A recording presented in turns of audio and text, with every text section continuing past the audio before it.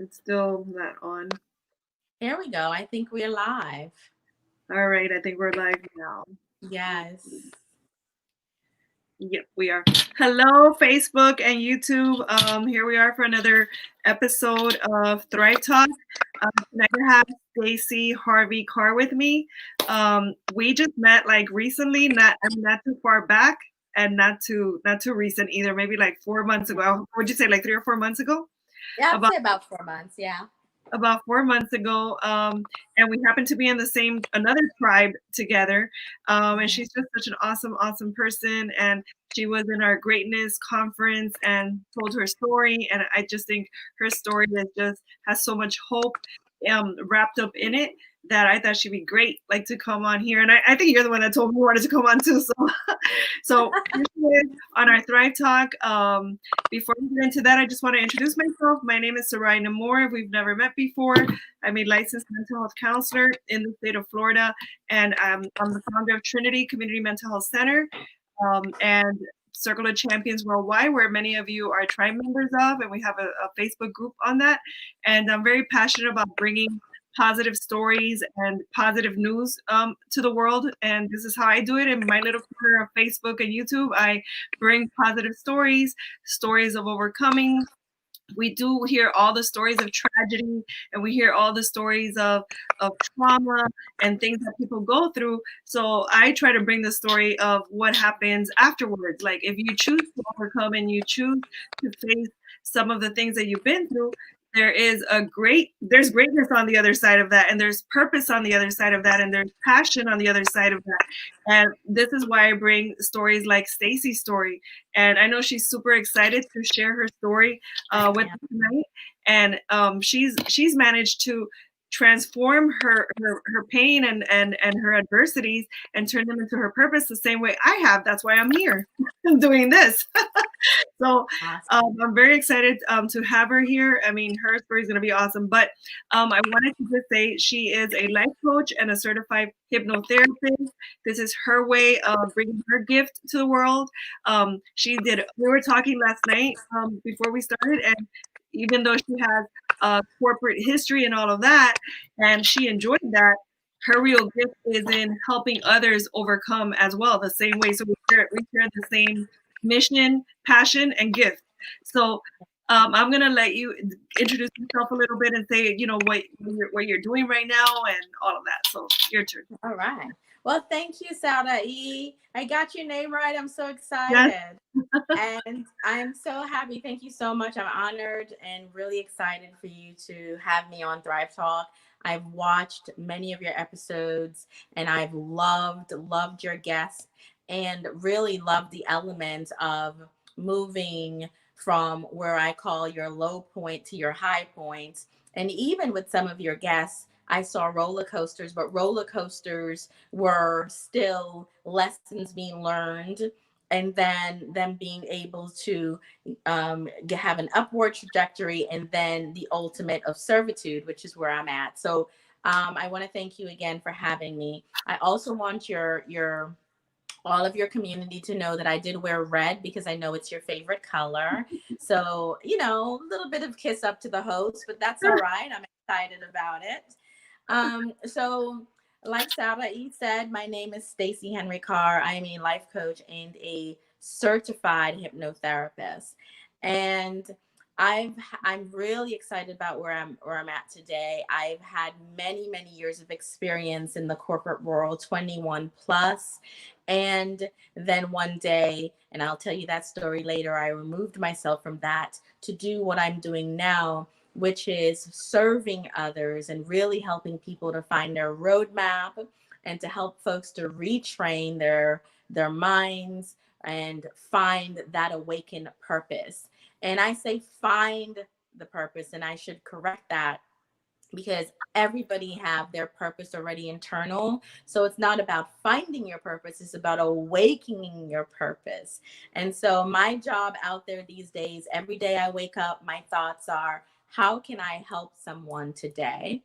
How will I help someone today? And the intent is before that day is out, regardless of what the capacity is. It's about me serving someone. So I'm really excited about what I do now. I think, in my opinion, I'm living my best life. I'm in the best space spiritually, my foundation, everything about what I do now is what I love. I wake up with joy.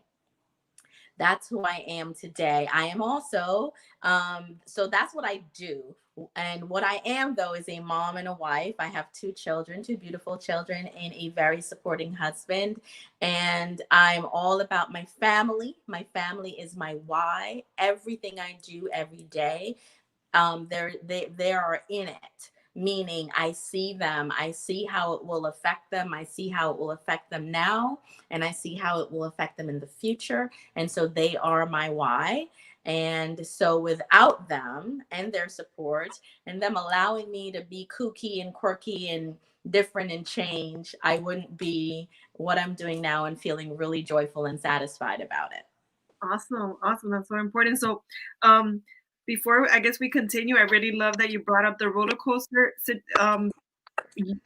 like analogy about how you hear people tell their story and you hear the roller coaster, and it's so important to say that because healing is not linear. You know, when you heal, you go and then you might have a down and then you have a high, and then you might end up when you go on that down, you might actually end up on a higher high than you were before. And so it's really never linear. And I just want everyone to know out there that if you're on your healing journey and you have a low point, that's no indicator of failure. That's just the way healing happens. Sometimes we have a low point, or sometimes we might have a relapse, or sometimes something might knock you off and you might think, well, how did I end up here again? But that's actually all part of the healing process. I don't know if you have found that to be true for you, but I just want everyone out there to really know that. Can you hear me? Yes. Um, Sarah E., I heard you, but you were a little bit choppy. Are you back? Yeah, I'm here. I'm here. You Okay. know what? Could everyone out there hear me as well? I guess we've been having all day problems with Wi-Fi, and I'm actually not seeing any comments Yes. on StreamYard. Let me see. I think you might be back. Hold on. Let's see.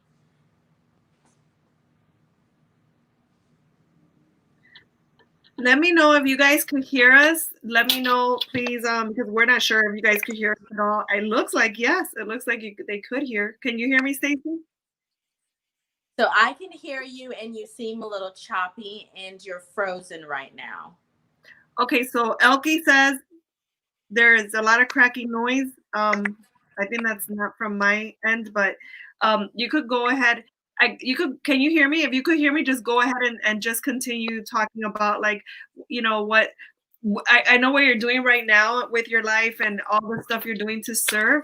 But where did that come from? Was it always that way for you, or just where did that come from? Okay.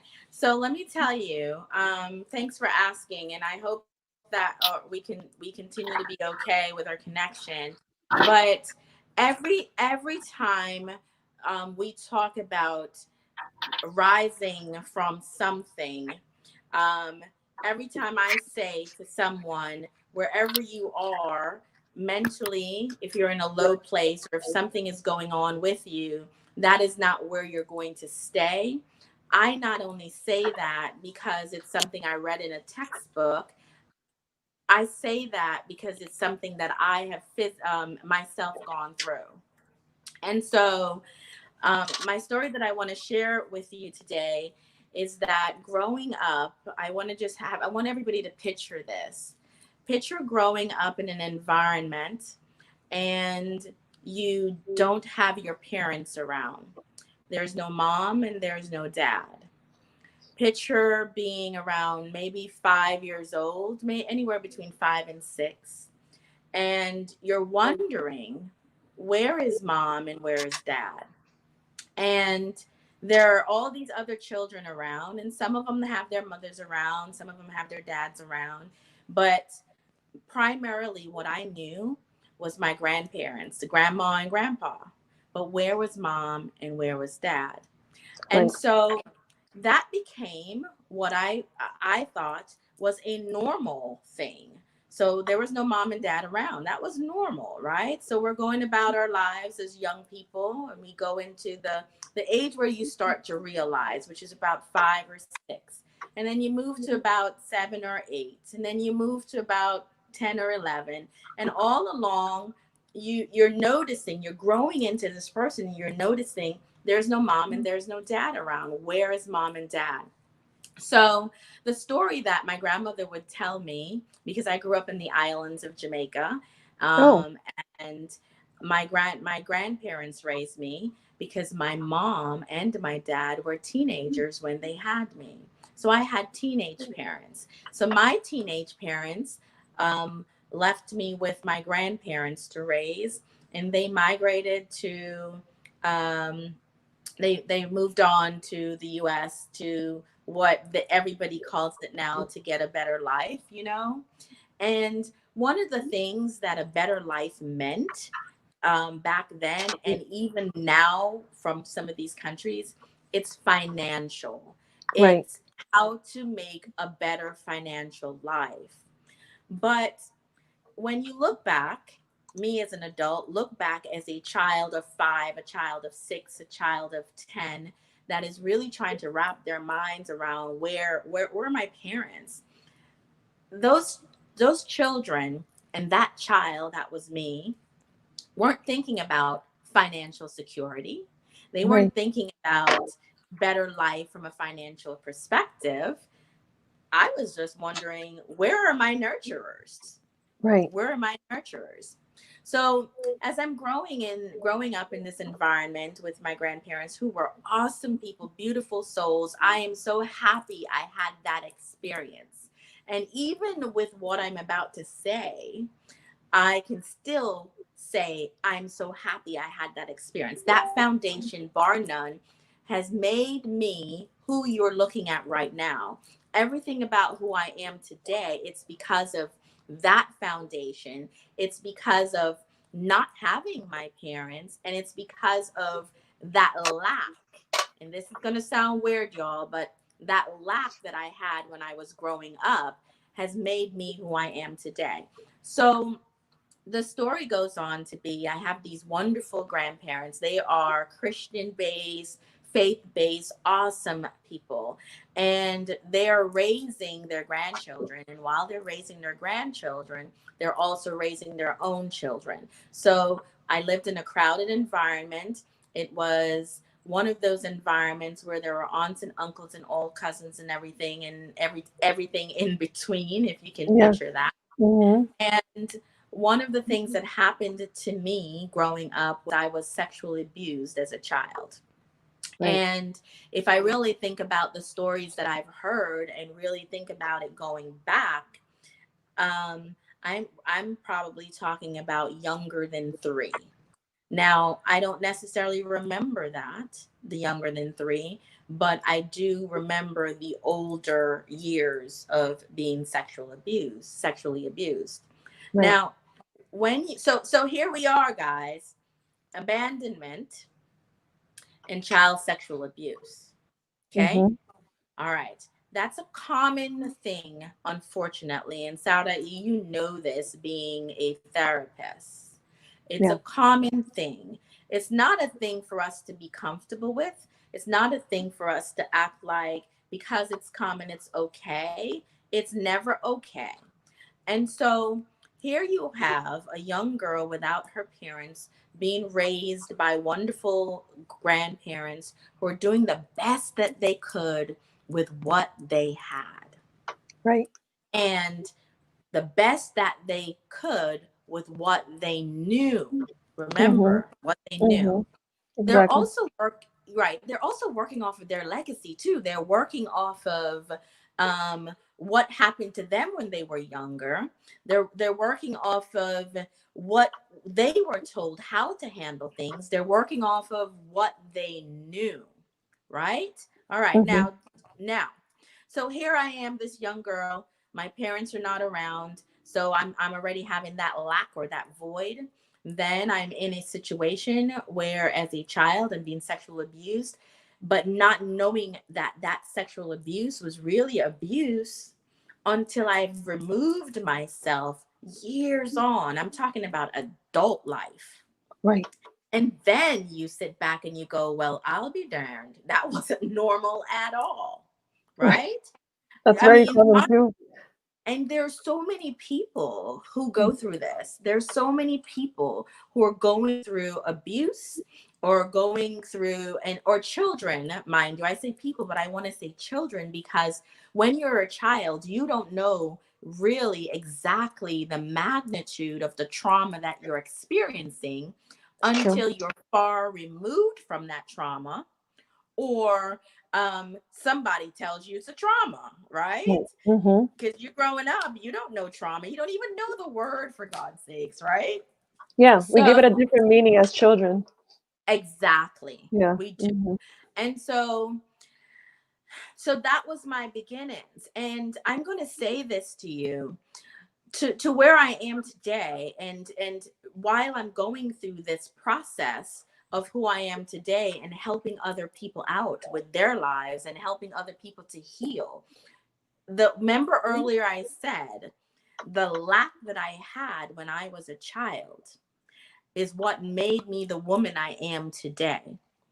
And I'm going to say this revelation did not happen overnight. Right. It wasn't, it didn't go like I was abused, I was abandoned. Hey, I'm going to be a woman that helps people, and I'm going to be that woman that helps people in their healing journey. It really didn't go that way, guys. There was a lot of headaches, a lot of heartaches, a lot of mistrust, a lot of distrust, a lot of guilt. And I could go through the list of all of the negative emotions that I had to go through. Unforgiveness, lots of unforgiveness, Right. and and frustration. But I'm going to tell you, the biggest one that I had of all was confusion. There was a lot of confusion. And the reason why confusion was the top of my list is because there's so many of us out there that can attest to the fact that they were hurt by their own family. They were hurt by the members of their family. And they went through some sort of trauma, whether it be big trauma or small trauma. And trauma is not for me to define for anybody else. Everybody has got to define their own trauma, because what may not have been traumatic to me may be the biggest trauma to somebody else. Yes. But my confusion, SARAI, came about when I recognized as an adult that all of the things that I'd gone through, they were not normal. And I put up the air quotes because, normal is whatever we define it Right. as, Mm-hmm. but they were not normal. And as I recognized that not only were they not normal, I recognized that they happened at the hands of people who I trusted. They Right. happened in the midst of people who I thought loved me. They happened while I was supposed to be protected, and hence the confusion. Of course. And there's a lot of us out there that's walking around with this confusion, like, but that's the person that was supposed to protect me, or that's the person who I loved, Mm-hmm. or and one of the biggest confusion came about is when you would see one family member who protected me and loved me and protected me from the world, but abused somebody else. Right. And that was just really confusing once I started wrapping my mind around it and seeing it as abuse as an adult. And I share my story because I know there are so many other people out there that's going through the confusion and the guilt and the lack of forgiveness, the self-worth issues, right? Feeling Yes. like they're not deserving, having a skewed and a misconception of what love is. not understanding the purity of what love should be because of growing up in that type of environment. So, but here's the thing about, go ahead, Sarah. I'm letting you, I haven't interrupted you because I'm writing stuff down, but I haven't interrupted you because I don't want to interrupt the flow of your story, but you're dropping so many important points for Yes. anyone that there, because there might be people out there who have experienced a very similar type of traumatic experience and then later have the same experience you have where they had conflicted. When you're saying confusion shows up also as conflicted feelings. So the conflicted feeling is, I love this person, but now I realize they had abused me all that time and lied to me or tricked me or whatever it could be. And that's a big struggle. Like when in therapy and trauma therapy, we help people identify, their emotions and their feelings. But one of the most important feelings to help people identify is conflicted feelings. Yes. Because I could love someone but still be angry at them for what they've done to me. But for a child, it's so confusing to have those two things unless you learn that it's okay to have those two feelings and that you have a right to have the angry feelings and you have a right to still love the person. Yes. So I think that's like a super important point you made, because if we don't learn that, we grow up as adults who remain confused and remain in relationships where we don't give ourselves permission to feel those two emotions at the same time and understand what they mean. Because I could love someone and still be so angry, resentful, whatever, to the point where I realize, hey, you know what, I love you, but I can't keep you in my life. Right. But if you don't learn that growing up as an adult, it's very difficult to make that distinction because of the confusion. The confusion that you're talking about is like so on point. And I just want everyone out there to really understand that confusion really means conflicted feelings and conflicting thoughts. Perfect.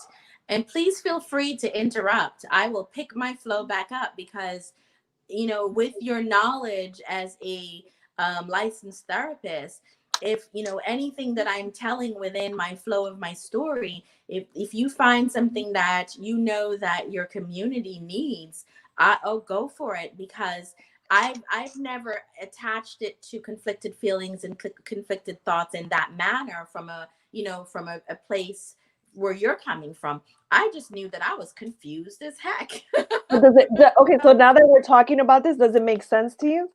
Absolutely. Yeah. Absolutely.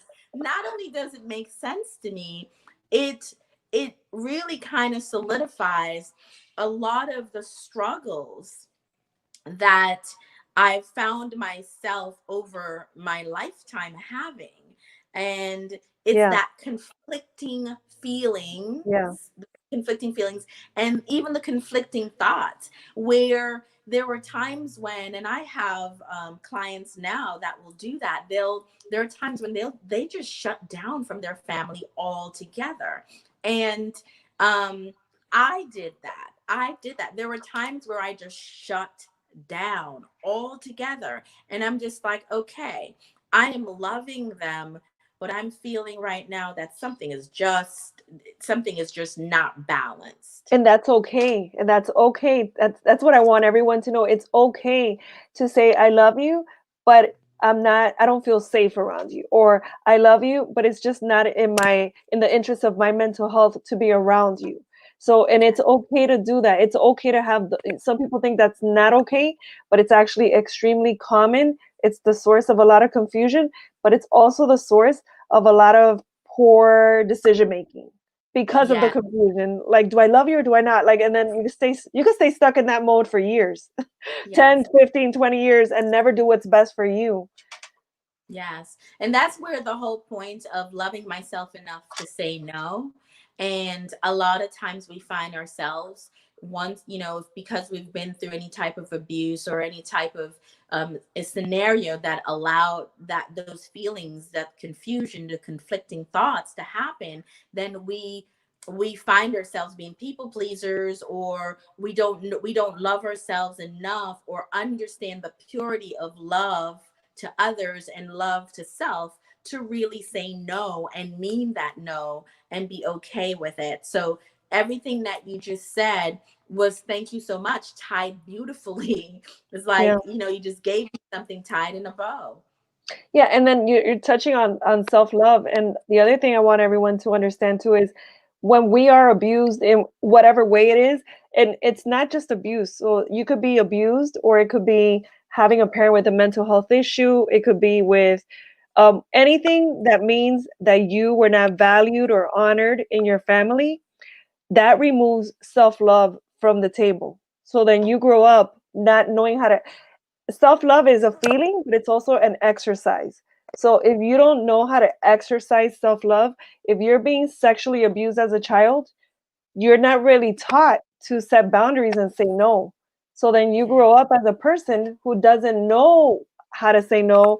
You don't know how to exercise it, because we as children, we're supposed to exercise that first with our parents. We're supposed to be able to say no to our parents.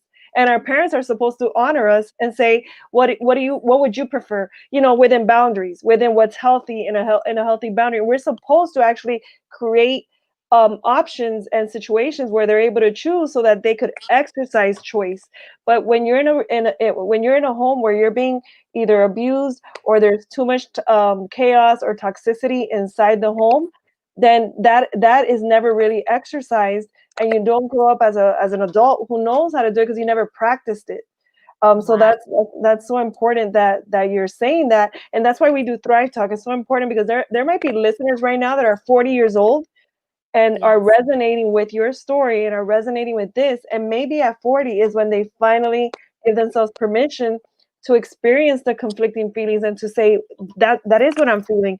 And you know what? I never had an opportunity to exercise my right to say no. And I never had an opportunity to love myself truly. Because loving yourself means setting boundaries. Loving yourself means that you understand that you matter too. So this is why we do this. This is why you tell your story. This is why your Yes. story is so Yes. important. And Yes. like Sam Yes. says, you're an inspiration to us all. Just sharing your story so strong. God has guided you. And that's exactly why we're here. Because our Oh, story saves people, and saves people not just from, not just in life, but meaning in their agony and in their pain. And by you being able to give yourself permission to do things, that saves you from having a more tortured life than what you had already experienced. exactly. And Sam, one of the things about that strength is what I realize is that there is never a limited time or a time frame on when you can tell your story or when you should tell your story. And we have, as a society, sometimes we give people limitations like, well, why are you saying it now? Why just now? Well, Right. maybe this is when they can. Maybe is when this is when they mustered up, the strength to do so. And so I Yeah. love that you said that, because there was a time when I didn't have the strength to tell my story, when I masked it with a lot of hard work and like we were talking about, SARAI, is getting that next degree and that next certification and Yeah. doing and buying shoes and buying Right. purses and Oh God, I feeling, understand all of that. I understand it all. yes, That's me. and feeling it all with all these empty materialistic things, or the things that's really not the foundation of what's going to help us to heal. And I've been there, done that. So Sam, there was a time when I did not have the strength to tell my story. I hid it. I hid my real self, was hidden behind it. The only Mhm. reason why I can work as a life coach and work as a hypnotherapist who help people to bring up their stuff and work through their journey is because I stopped hiding. Right. And one of the things is that what I learned is that my story is really not for me. When Yeah. I tell my story, it is not for me. I tell my story for everybody out there who, once they hear it, they're going to say, OMG, I am not alone. Exactly. Right? For that Mhm. one person who will hear it and say, and even if it's just one that's going to hear it and say, oh my goodness, so I'm not crazy. And I Right. put quotes. I am not abnormal. I am not the only one in the world. So my story is not for me. And when I tell my story, I don't tell it because I'm looking for people to say, "Oh my God, that happened." Da da da. I'm way past that. I tell it so that somebody in the back of the room, who the person who's not saying anything, will still walk away with nuggets of, oh my goodness, I can thrive, not Mm-hmm. just survive. I Thrive. can thrive, because I've been through my survival mode. I'm done with that crap. It's over. But one of the ways I told my story is I wrote a book called Live Your Truth and Break the Cycle. And Live Your Truth and Break the Cycle is the journey. And I wrote the journey all the way up to where I am today and how I'm feeling today. And I self-published that last year on Amazon. And it was really an awakening for me, Sarai. It was that moment where I felt like I no longer want to live a mask life. I no longer want to pretend that, everything that is all pretty on the outside and a pretty dress and the nice shoes and the this and the that is who I was, because that's not who I am. That was a shell to a woman who had a purpose deep down inside, just calling. And the reason why I couldn't step out on it, it's because I was hiding. And so the moment I decided I'm not hiding myself anymore, because what I have inside of me is just too important. And Yeah. that's when I decided to really take that leap. And, where I say, hey, I told the world my business. Anybody could go and pick it up and read all my business. But guess what? My story is not for me. My story is for everybody out there who will hear this, everybody out there who needs to know that they are not alone. And I want to add to that. Earlier, you said how you are grateful to all of your experiences, even the Yes. worst ones, even the worst ones. And that is so important also for everyone to know, because sometimes we victimize ourselves and we say, like, oh, why did that have to happen to me? Or maybe you blame yourself and you say, I deserved it, or whatever other things. But I want someone to type out there, the greater your pain, the greater your purpose, because Yes. that's that pain, you're never going to really thrive. No one thrives off of the good life. No one thrives off of, like, think of kids, think of kids that are spoiled and are given everything. It's so difficult for those kids to thrive, because there's no heat, there's no friction, there's nothing really challenging them. And we might not be happy in the moment. It doesn't feel good in the moment as children, what we're going through. But if we manage to give it appropriate meaning, and an empowering meaning, we end up thriving and shining and, like, just flourishing Yeah. and thriving, like what you were saying. And then also I want to say, like, think of the gift. I try to describe this to a lot of my clients, but think of the gift that you have seated inside of you as bright and as bright as the sun. And the sun is so strong that if you look at it, it sort of blinds you. Like, you'll start seeing spots. Mhm. But what happens is that every time something negative happens to you, and I don't want to say negative because nothing's ever really negative. Every time something painful happens to you, it's like a cloud comes up, and a Yes. cloud comes up. And sometimes we could walk around like so strong like the sun, but there's so many clouds because of everything we've been through that we don't even show our light. Our light is not even, it's almost non-existent. But Yes. it's not that it's non-existent, is that all the clouds are blocking us from shining. And Yes. once you make the decision and you get an empowering once you have an empowering you give an empowering meaning to what you've been through, you start, like, taking away all those clouds, and then you're able to shine, and then you're able to do like what Stacey's doing. Stacey, right now in this moment, you're shining your light on everyone. You're shining. Yes. It's not even for you, like you said, because it's radiating in the other direction, and you're shining your light by giving people your story, and through your story comes hope. Because if you did it with what you just described, then everyone out there could do it as well. That's and right. and, and maybe you could talk a little bit about, like, how did it become your purpose? How did it go from I'm an avoider and I'm just gonna, work at corporate and have the best shoes and a purse and I'm gonna pretend like all that. How did it flip for you to become a purpose? Because Yes. that took a lot of courage too. Listen, it took a lot of, man, I could call it all sorts of names that it took, right? But And let me before tell you, before you even start, I want to say something, and everyone out there could just chime in on this. I want to say that the way that you tell your story is so graceful that oh, it is just you're just so gracefully telling your story. I love it. Like you're just there's no other word. The best word is you are so gracefully telling your story in a way that truly is shining. That's why you made me remember the whole story about the sun, because you actually are radiating like the sun as you tell your story, and you're wearing like it's not even pain. You're wearing that, I don't know what to call it, because it's not you're not even showing pain. You're gracefully saying what you're feeling, which is yeah. you're grateful for the pain. I thank you so much for saying that, and I'm getting goosebumps now. The story won't make me cry, but all of those accolades sure will.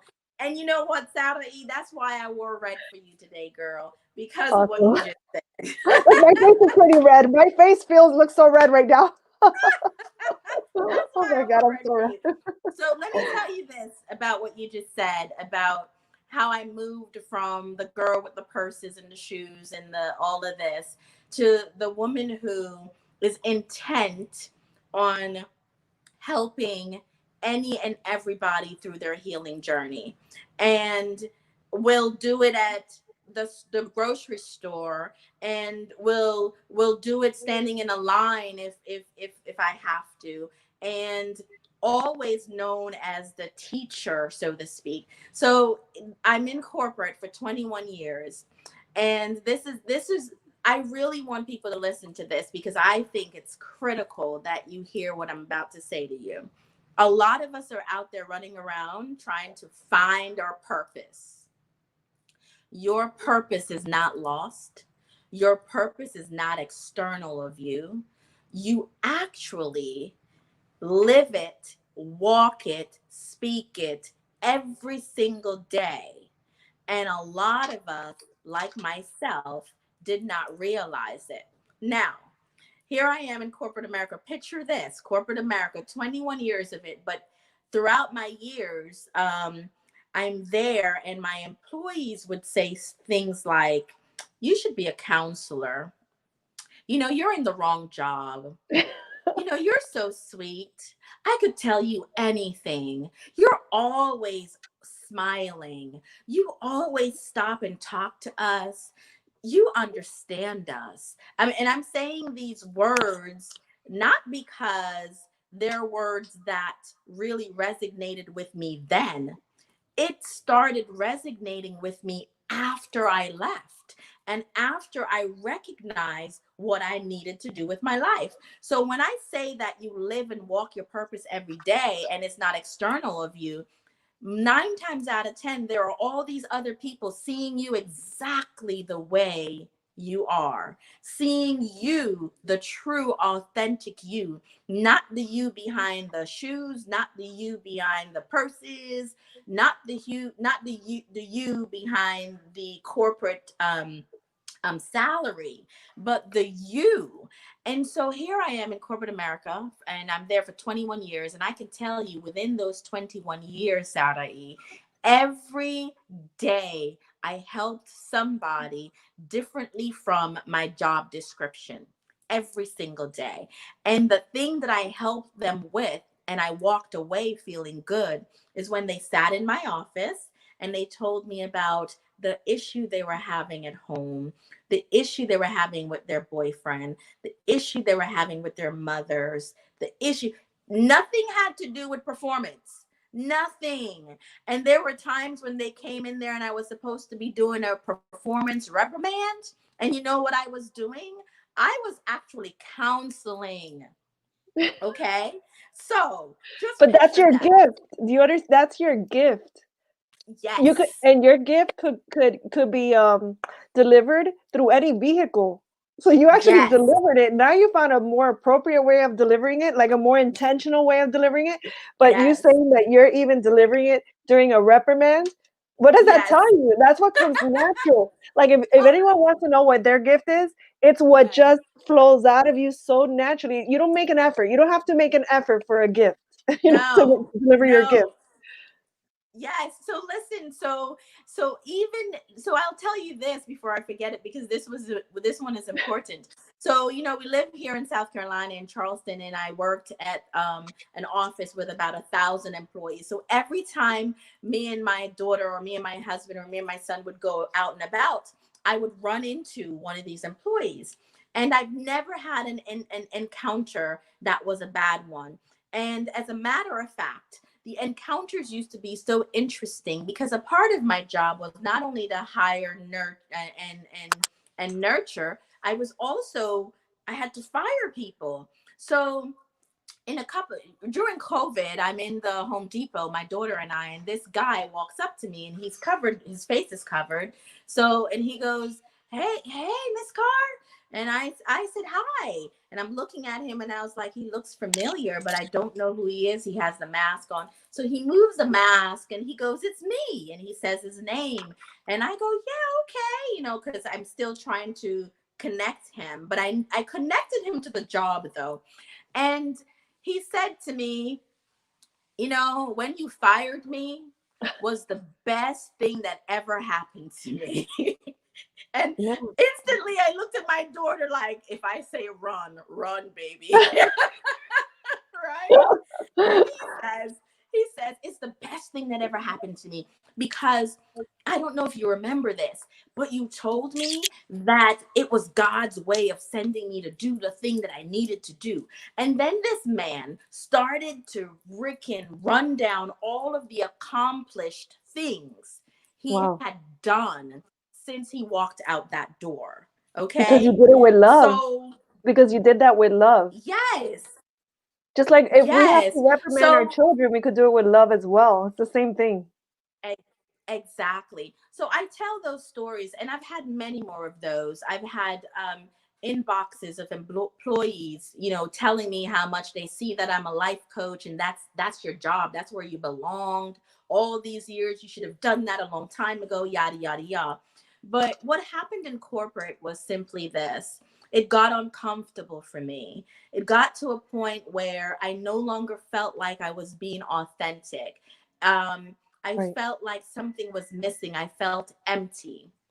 And it was that empty feeling that made me bravely walk away. Now, I know that my husband and everybody else thought I was nuts because I was leaving that paycheck on the table. But there was an empty feeling that was coming from the discomfort of the environment that made me know that God had more in store for me. Right. Right. And so I really did take a leap of faith, SARAI. I didn't, I had a vague plan, but it wasn't an elaborate plan. But the plan that I had was, I'm going to create a legacy for my children that is one of servitude. I'm going to let my children know that they must live their heart's desires. They must do the thing that is burning that God put them on this earth for. And that's why, my friends out there, I'm telling you, your purpose is not to be found. It is not lost. It is inside, internal, and you walk in it every single day. Well, so you just dropped a whole bunch of golden nuggets that I just want to touch on. I have something to say, but I always got something to say. But go for it. I'm gonna go back. So a couple things. You said 3 or 4 really important things that I'm writing notes on. So one thing is, you were talking about how it resonated with you with some of the things that people were saying. So something that I want you and everyone out there to know is, people could be telling you things all day long, and notice how only some things resonate with you. So those things that resonate with you, it's because it's already part of your truth.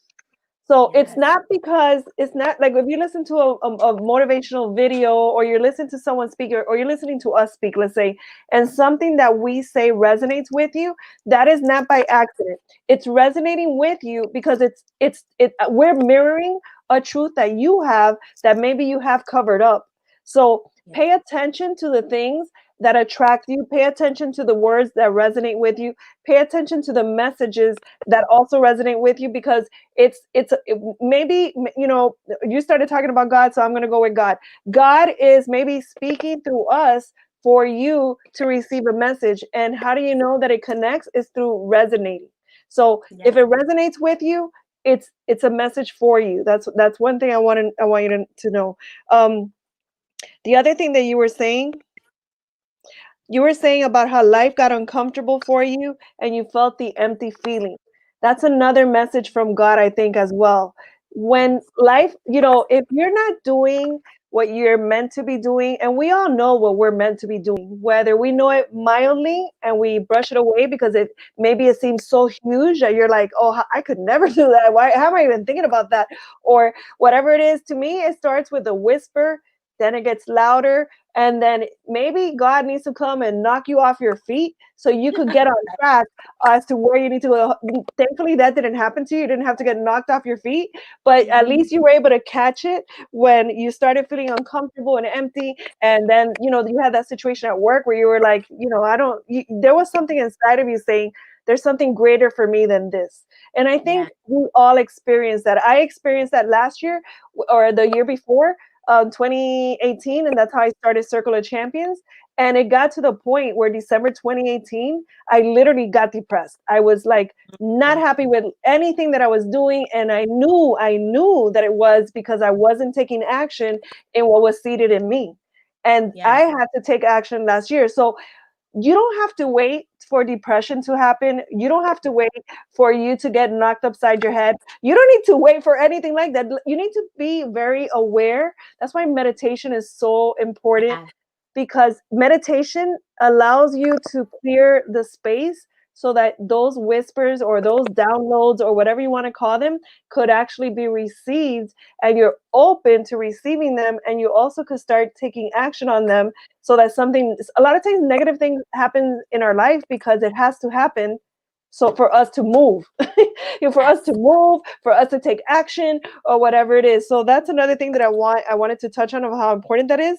And then the last thing that you mentioned that was super important was you took action even though you had a vague plan. I love that. Like that's so great. We don't need to know all the answers. We don't need to know all the answers. We need to live today. And I only started exercising this extremely recently, like really recently, like little by little, I started inching my way closer to what I'm about to say. And I'm trying to exercise it more and more now. But we only need to live today. We need to live today in full alignment with what's right for us today. Tomorrow, we live tomorrow, and and it sort of builds one on top of the other. But you cannot live today based on the fear that you have of what's going to happen in 3 months if I do today the way I want to do it, and then I start thinking about what's going to happen in 3 months, and then what about in 6 months anyway? And that's how fast those thoughts go. And you start going like that. What's going to happen? Oh my God. And then before you know, you're like hyperventilating. So we don't need to do that to ourselves. We need to like calm ourselves and just have faith and have trust that if whatever is sitting inside of us is the move that we need to make, and trust that that's, you know, there is no right and wrong. There actually is no right. All there is an experience.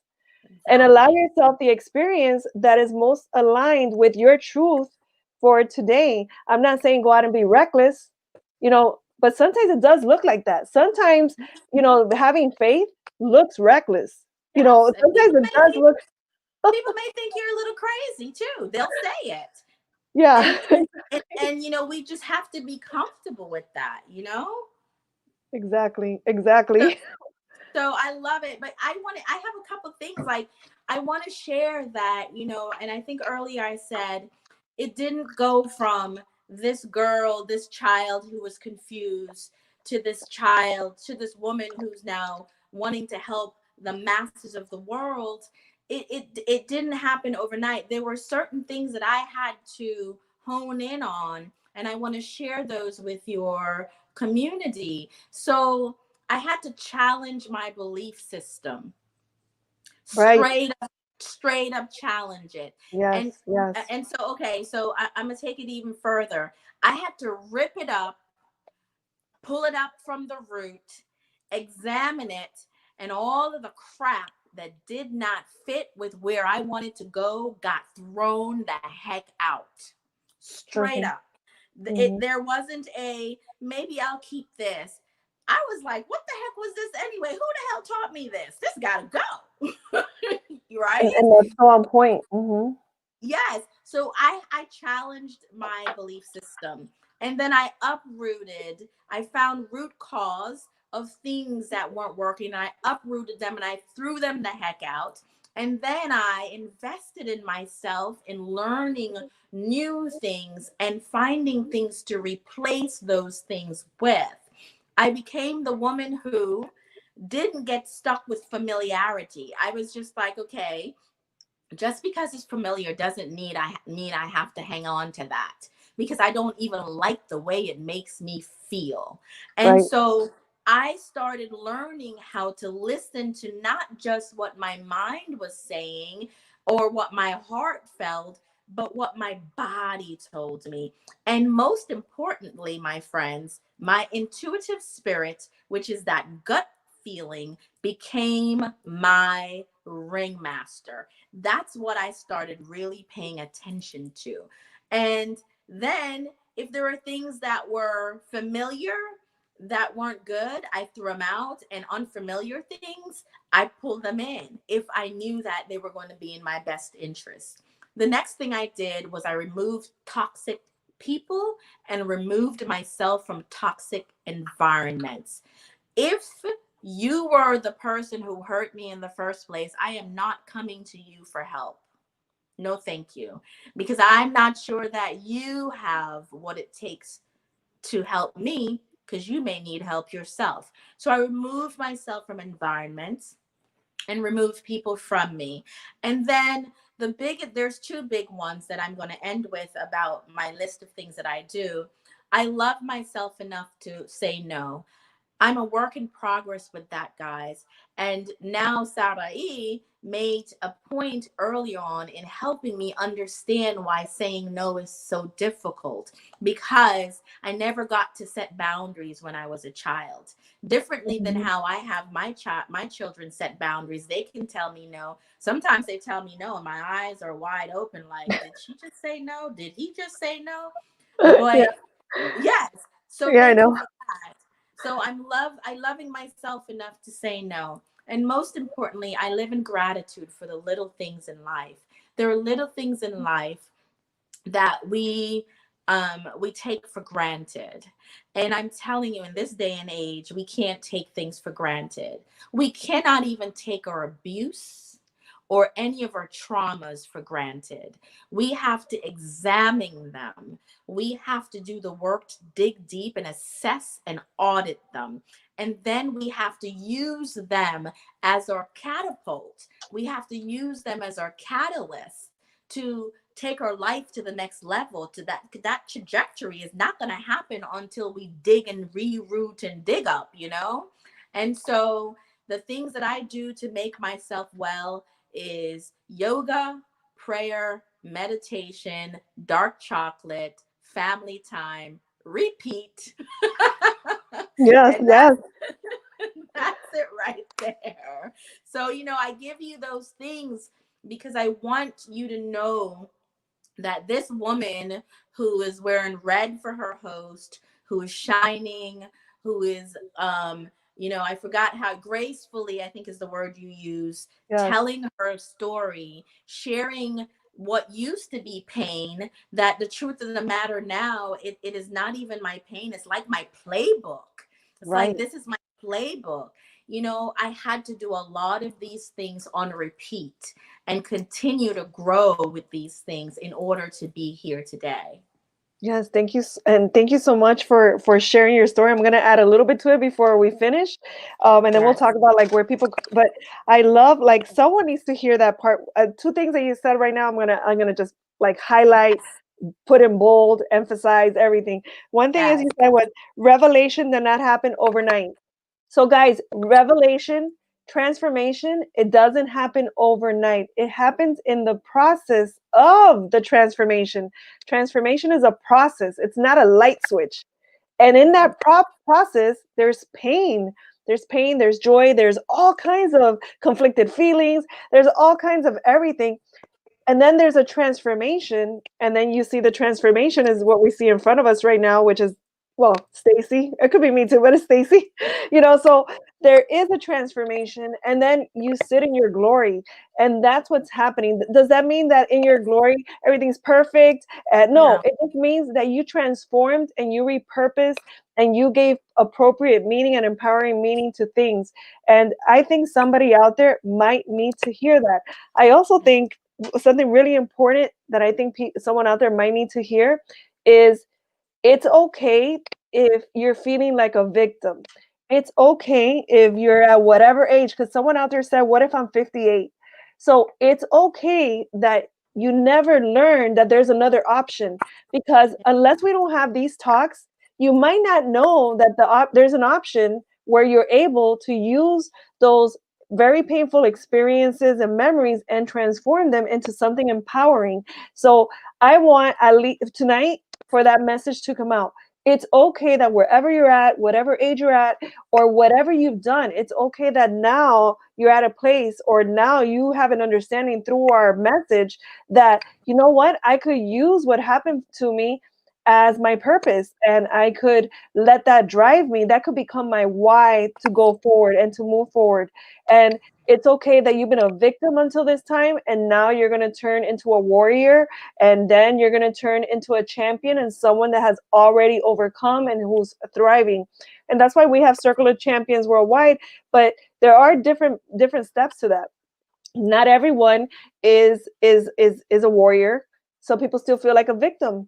A warrior is someone that's fighting a battle. A champion is someone that already won and already battled it. And not only did you already win, but now you're doing for others. And that's why I put you as champion guest, because everyone that comes on here is already a champion. You already you already went through you were a victim. You already became empowered. You already became a warrior, and you fought through it. Because a warrior is not the same as a champion. So I want you to know that wherever you're at, in whatever stage you're at in your healing, because it's all a healing process, it's okay for you to take another step in your transformation. And I just want to thank you so much, Stacey, for, I mean, that's the best word I can use, is so gracefully telling your story. And I am sure so many people out there, I don't know what I'm feeling, but I'm feeling like someone out there got really blessed by your story. And I feel like someone out there needed to hear what has been said today, and I'm feeling it more today than ever. I don't know why. I don't know why. I don't know why I feel like someone out there needed to hear this, but that's what I'm feeling, and that's why I'm saying I know someone out there needed to hear this. So maybe what we could talk about, like where could people reach you? So I am Stacey Henry-Carr. Stacey with the E. Well, my name is up. Every platform that I'm on, I use my name. So Facebook, I'm Stacey Henry-Carr. LinkedIn, if you're LinkedIn, Stacey Henry-Carr. And my IG, my Instagram, I'm Stacey Henry-Carr. And on my Instagram is where, and my Facebook, but mostly my Instagram is where I put my quotes that I call Stacisms.